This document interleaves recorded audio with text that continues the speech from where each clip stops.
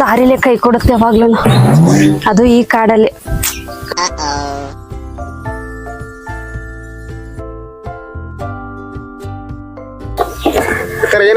Scooty ಕೆಟ್ಟೋಗ್ಬಿಟ್ಟಿದೆ, ಅದು ಏನಾಗಿದೆ ಅಂತ ನನಗೆ ಗೊತ್ತಾಗ್ತಿಲ್ಲ. ನಮ್ಮ ಹುಡುಗಂದ ಒಂದು ಗ್ಯಾರೇಜ್ ಆಯ್ತು, ಇಲ್ಲಿ ಹೋಗ್ತಿರಿ ಒಂದು ಫೋನ್ ಹೇಳ್ತಾನೆ. ಹೋಗಂಗಿಲ್ರಿ, ನಂಬರ್ ಕೊಟ್ಬಿಡ್ರಿ ಅವ್ರದ್ದು. ಹೇಳ್ರಿ. 966 ಹಾ ರೀ 40. ಹಾ ರೀ, ಥ್ಯಾಂಕ್ಸ್ ಅಣ್ಣ. ಹಲೋ ಹಲೋ, ಇವ್ರೆ, ಇಲ್ಲಿ ರಸ್ತೆ ಮಧ್ಯದಲ್ಲಿ ನನ್ನ ಸ್ಕೂಟಿ ಕೆಟ್ಟೋಗಿದೆ, ಸ್ವಲ್ಪ ಬೇಗ ಬರ್ತೀರಾ? ಬರ್ತೀನಿ ಮೇಡಮ್. ಎಲ್ಲಿ?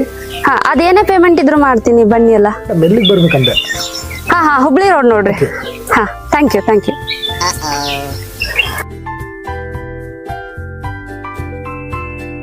ಎಷ್ಟೊತ್ತಾದ್ರೂ ಬರ್ತಿಲ್ಲ ಈ ಮನುಷ್ಯ.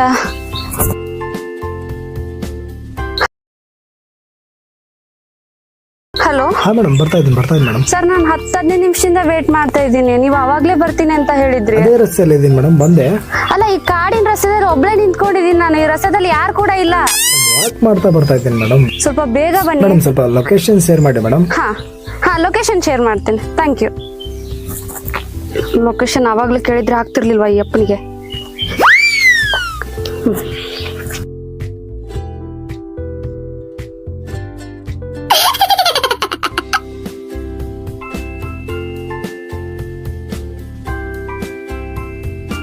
ಸರ್, ನೀವು ಮೆಕ್ಯಾನಿಕಲ್?